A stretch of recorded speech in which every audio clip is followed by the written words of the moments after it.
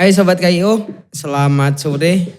Selamat malam yang nonton malam dan selamat pagi yang nonton pagi. Ini ngetik yang kedua kalinya. Ya karena yang pertama trouble. Ya beginilah kita tidak punya asisten, hanya berdua ya Bung ya. Iya benar. Oke, kita akan sekarang membahas tentang apa yang sudah kita seminarkan kemarin. Tentang post-truth. Jihad algoritma fakih zamani di era post-truth gitu kan ya. Enggak, sebenarnya ngomong post-truth semuanya itu. Oke Bung, aku jelaskan dulu ya. Post-truth itu bahwa bagaimana cara pandang orang itu tidak secara objektif tapi subjektif. Mudahnya kayak gitu. Lebih mengedepankan emosional, kepentingan pribadi daripada fakta. Jadi fakta sudah tidak jadi lagi penting gitu.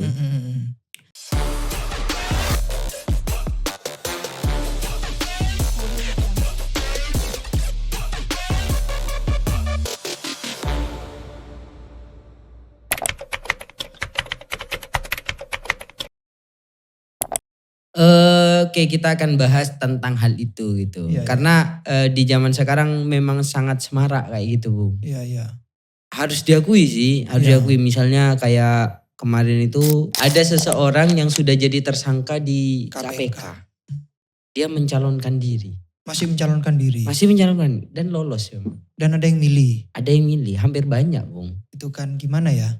Jadi jelas kan dia koruptor, belum koruptor sih. Tersangka koruptor. Faktanya lah buruk lah. Faktanya jelas buruk. Tapi ada yang milih. Kira-kira Bu, yang milih ini gara-gara apa? Pasti gara-gara emosional. Gara-gara emosional. Baik gara-gara keluarga. Atau gara-gara cuan. Bisa kan? Bisa ya. Lebih kayaknya gitu. Tapi di Islam itu ada gak sih sebenarnya Bung? Tentang itu. Kayak maksudnya di zaman dulu masa baru sekarang nih era-era kayak gini nih? Enggak. Dulu itu ada nggak sih? Ya ada banget ya. Post-truth itu kan sebenarnya dia itu lebih mengedepankan tadi emosional daripada fakta, daripada kebenaran itu sendiri. Misalnya kalau dalam Al-Quran ya, Quran surat Az-Zumar ayat 32 di sana disebutkan, "Faman adzlamu mimman kadzaba 'alallahi wa kadzdzaba bisidqi idz ja'ahu." Jadi di masa lampau itu ada orang yang berani berbohong atas nama Allah dan berani mendustakan Rasulullah padahal kebenaran itu atau penjelasan itu sudah datang kepada mereka. Misalnya di dalam ayat tadi ya, kalau kita lihat dalam tafsir-tafsir ya, misalnya tafsir Ibnu Katsir di sana mengatakan bahwa Allah itu menurunkan ayat ini diperuntukkan untuk orang-orang musyrik, yang mana orang-orang musyrik pada waktu itu berani berbohong atas nama Allah, mereka menyamaratakan Allah dengan Tuhan-Tuhan lainnya dan mereka mengklaim bahwa malaikat itu adalah anak dari Allah dan Allah itu punya anak. Padahal faktanya tidak ada. Kalau kita lihat. Dan itu Allah sendiri yang ngomong ya Bung? Iya. Dan Allah kan berarti menolak. Itu kan faktanya kan. Allah menolak dan di kitab-kitab sebelumnya, sebelum Al-Quran, baik itu kitabnya Yahudi ataupun Nasrani, itu tidak ada yang mengatakan bahwa Allah itu punya anak, atau Allah itu sama dengan Tuhan lainnya, atau malaikat adalah anak perempuan dari Allah. Jadi. Ya, artinya di dalam kitab-kitab sebelumnya tidak pernah dijelaskan bahwa klaim-klaimnya orang musyrik tadi itu adalah benar. Berarti kan mereka mengungkapkan sebuah argumentasi tidak berdasarkan fakta, tapi hanya gara-gara ego atau emosional, gara-gara takut ya kalah pamor dengan Nabi Muhammad SAW. Kan begitu kalau dalam fakta-fakta sejarah. Dulu aja ada ya Bung ya berarti orang-orang kayak gitu. Apalagi sekarang yang informasi ini meledak ya. Masya Allah lah. Bahkan di dalam agama Bung. Informasi di dalam agama karena kita kemarin itu judulnya algoritma yang kita tidak bahas sebenarnya. Ya. Mau tidak mau di YouTube itu terbukti dari videonya Ferry kenapa mencomot orang-orang yang tidak kredibel. Oh iya. Karena yang menguasai algoritma YouTube memang kayak gitu Bung. Orang-orang yang sering melakukan post-truth lah. Iya, jadi merasa lebih dekat dengan Nabi. Merasa lebih dekat dengan Al-Quran. Akhirnya ngapling surga. Ya kayak gitulah. Kita sekarang kurang semangat ya Bung. Karena kita memang sedang tidak enak badan Tidak enak badan. Karena demi konsisten ya. Katanya al-istiqomah ainul karomah katanya. Itu post-it sih. Ya, dan bahkan Bung, mereka orang-orang musyrik itu tidak hanya berani berbohong ketika penjelasan itu datang. Tapi ketika penjelasan belum datang, ada informasi nih, belum dijelaskan, sudah berani disangkal oleh orang-orang musyrik. Bayangkan, coba misalnya dalam Quran surat Yunus 39, di sana dikatakan bal kadzabu bima lam yuhitu bi ilmihi wa lam ya'tihim ta'wiluhu, katanya tafsir Ibnu Katsir di sana mengatakan bahwa orang-orang musyrik itu kadzabaha ula'i bil Qur'ani, mereka berani berdusta kepada Al-Qur'an walam yafhamuhu, padahal mereka masih belum paham, wala arafuhu, dan mereka masih belum tahu. Gimana ya? Ada informasi yang masih belum tahu tapi mereka berani memberi bantahan. Ini kan jelas-jelas post-truth, mengedepankan emosional daripada fakta. Seharusnya dengerin dulu nih argumentasinya dia, misalnya argumentasinya Nabi Muhammad. Kenapa kok Allah menurunkan Al-Quran? Kenapa kok engkau menjadi Rasul terakhir? Kan itu kan harusnya didengarkan dulu. Enggak, mereka itu tidak mau mendengarkan itu tapi langsung dipotong. Wah, pokoknya kamu bukan Rasul. Jadi ya Bung ya, menginformasikan apa yang sebenarnya tidak dia ketahui. Benar. Dan contohnya itu langsung terbayang. Ya, kayak gitu. Siapa? Gimana? Ya Mas Heri dong. Ya Mas Heri, iya. Jadi tadi scroll karena aku nyari tema ya. Tema apa yang akan kita bahas. Aku nemu satu video dari Mas Heri. Yang itu koplaknya gak ketulungan Bung. Gimana Bung? Jadi di satu ayat Al-Quran itu ma anzalna alaikal qur'ana litashqa. Itu maknanya aku tidak menurunkan Al-Quran kepadamu agar kamu menjadi susah.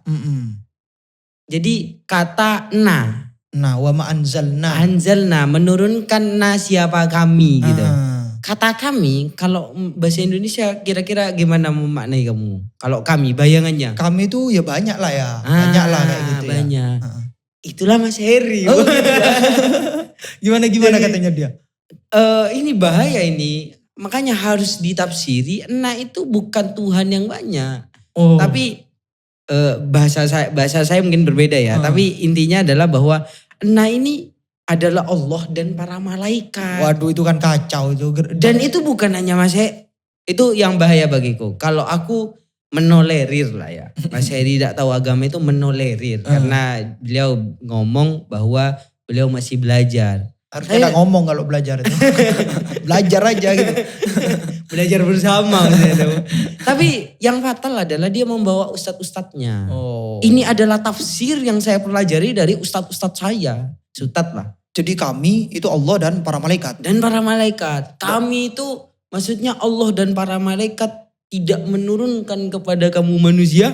Ya Allah. Itu anak kan, itu bisa jawab. Padahal itu kesalahannya di taraf nahu yang memahami domir nahnu kan. Iya, nah itu domir mutasil yang akhirnya dari nahnu jadi na ya kan ya. Yang itu harusnya itu bermakna mutakallim ma'al ghair, aku dan kawan-kawan atau mu'adzim nafsah. Dan jelas itu mu'adzim nafsah. Jelas. Karena Allah cuma satu. Mu'adzim nafsah itu Mas Her, itu maksudnya mengagungkan diri. Sama kayak kita misalnya jadi MC bilang kami mohon maaf jika kami ada kami tapi satu orang. Iya, itu mu'adzim nafsah. Itu ya Allah. Itu kesalahan fatal sih dalam menafsir Al-Quran kemudian ngomong Al-Quran. Dan ternyata pengikutnya Mas Heri itu banyak. Ya 1 juta bukan hanya pengikut, yang membela. Yang membela ya. Kok di saat kesalahannya itu gak ketulungan gitu. Ya itu. Jadi harusnya itu jelas di sana kan post-truth Bung. Iya post-truth. Gara-gara apalagi ketika bertikai bukan bertikai sih, berseteru dengan kita itu di media sosial. Gara-gara kita dianggap golongan si A, dia si B, akhirnya gara-gara beda pendapat. No, kita bukan golongan siapapun. Bukan bahwa aku golongan NU iya. Tapi ketika kita podcast, kita tidak sedang membawakan itu. Iya. Gitu. Kita membawakan apa yang kita ketahui. Apa yang kita pernah pelajari selama 7 tahun lebih, 9 tahun lah sampai sekarang. Bahkan boleh jadi kita berbeda dengan ulama-ulama NU. Iya. Dan itu sesuatu hal yang wajar. Iya. Makanya kemarin itu Bung, ada yang ngeritik ketika kita bahas tentang Natal. kenapa sih kau harus ngambil dari Khalid Basalamah, orang kiai-kiai NU ada gitu. Yang mengharamkan. Yang mengharamkan. Ya itu oke, masukkan lah. Tapi harus kita patenkan ya sejak sekarang bahwa kita tidak sedang membawa NU. Iya. Kita sedang memberikan apa yang kita ketahui. Dan yang paling kenapa kok kita bawa Khalid Basalamah? Karena dia yang ter-up di media, di algoritma kita dia yang terbaca. Itu juga. Kenapa kok kita selalu terkesan membela NU dan semisalnya? Ya walaupun kita NU enggak bisa dilepaskan itu. Tapi ingat, channel ini tidak didedikasikan hanya untuk NU untuk menolak Salafi Wahabi atau siapapun. Mama Gupron yang salah begitu kita jelas cecar. Iya, siapapun bahkan di NU kalau memang salah ya kita salahkan. Iya. Kita sedang tidak fanatisme bergolongan. Itu post-truth itu. Post-truth itu. Dan itu kita tolak ya Bang. Iya. Yang ter-up itu Khalid Basalamah, sehingga kita wajar dong. Ya kenapa kita kalau mengomentari Khalid Basalamah kan tinggal biasa aja. Biasa aja harusnya. Tapi di era yang sekarang yang serba informasi tidak terfilter Bung, cara pandang yang kayak gini kira-kira apa yang bisa dilakukan nih?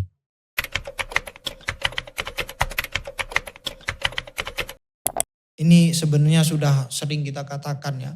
Ini prinsip usul fikih ya. Prinsip usul fikih itu ngajarin kita bagaimana informasi itu selalu ditempatkan sebagai informasi. Ya kan, kita ndak bisa menolak siapa nih orang atau memfilter orang yang berbicara di media sosial. Gak bisa, kita semua penikmat media sosial gitu kan. Sehingga katanya usul fikih ini bijak ini. Usul fikih bilang kalam khobar itu informasi, kalam yang informasi itu adalah mayah tamilusid kawal kidbah. Gitu kan, sesuatu yang mengandung benar dan mengandung salah. Oleh karena itu sejak awal ketika kita mendapatkan sebuah informasi maka kita tempatkan sebagai informasi. Informasi yang bisa salah bisa benar. Kalau sesuai realita itu benar, kalau tidak sesuai realita itu salah. Apa realita dalam agama? Ya Al-Quran, hadis dengan metodologi pastinya. Bukan dengan perasaan. Bukan dengan perasaan, bukan dengan katanya Ustadz. Ini katanya Ustadz Wahabi Salafi. Jelas itu ya. Bukan kata kiai ini biar kena semua gitu maksudnya. Ya bukan kata kiai tapi kata Al-Quran yang dipahami dengan metode. Ini loh gini loh katanya ulama gini loh. Itu ya yang sering dipotong berarti ya. Itu yang sering dipotong. Bahwa ini dari Al-Quran dan hadis. Iya tapi kamu tidak memahami dengan metode masalahnya. Itu katanya kamu apa katanya Al-Quran? Itu katanya kamu apa katanya hadis? Tinggal begitu. Dalilnya tidak mungkin salah ya. Iya, Al-Qurannya tidak mungkin salah. Pemahamanmu yang sangat salah. Dalam dalil tidak mungkin salah. Ya. Al-Quran hadis tidak mungkin salah. Bahwa ada fenomena hadis dhaif dan hadis maudhu ya itu kan gara-gara perawinya. Yang mungkin salah itu dalam istidlalnya, pengambilan dalilnya. Karena tidak melalui metodologi yang benar. Iya. Apa definisinya dalil coba? Dalil itu kan mayumkinu tawassulu bisohihin nadhari. Bisohihin nadhari. Ila matlubin khobarin adalah sesuatu yang kalau kamu pakai dengan akal yang baik ini, kamu bisa sampai ke informasi yang informatif. Akal yang baik itu harus ada standarnya ya. Iya. Bukan pas aku tidak gila. Iya memang tidak gila. Iya. Maksudnya ya apa itu namanya? Nador yang baik itu. Nador yang baik adalah yang paham nahu sorof. Bener. Yang paham. Pokoknya yang paham tentang bagaimana mencari dalil. Iya, bukan hanya gara-gara terjemahan kemudian bisa memutuskan hukum. Iya, yang tadi itu kan sangat basic ya Bu. Iya. Aku tidak kebayang bahwa itu dilakukan oleh orang yang berusia sekian gitu loh. Dan bahkan sampai sekarang ya banyak orang-orang yang memahami mengambil dalil keluar dari konteksnya. Dan ini yang menjadi ruang yang sering dipakai untuk memberikan hukum-hukum yang salah. Jadi banyak agama ini atau dalil digunakan di luar konteksnya. Ya gara-gara kepentingan-kepentingan. Iya. Semuanya itu Bung. Hanya untuk mencari eksistensi lah. Berarti kan jelas solusinya bagaimana informasi itu harus dinilai benar dan salah ya Bu. Iya. Ya? Kalau benar berarti sesuai realita, kalau salah tidak sesuai realita. Mungkin itu ya Bung ya? Iya. Kawan itu pelajarannya ya. Jadi pesan kepada Mas Heri. Dan juga kepada pengikut-pengikutnya. Iya. Mari kita belajar bersama. Belajar. Dan belajar bersama ya belajar gitu. Jangan sesuatu yang kamu masih pelajari. Oke. Gak jelas.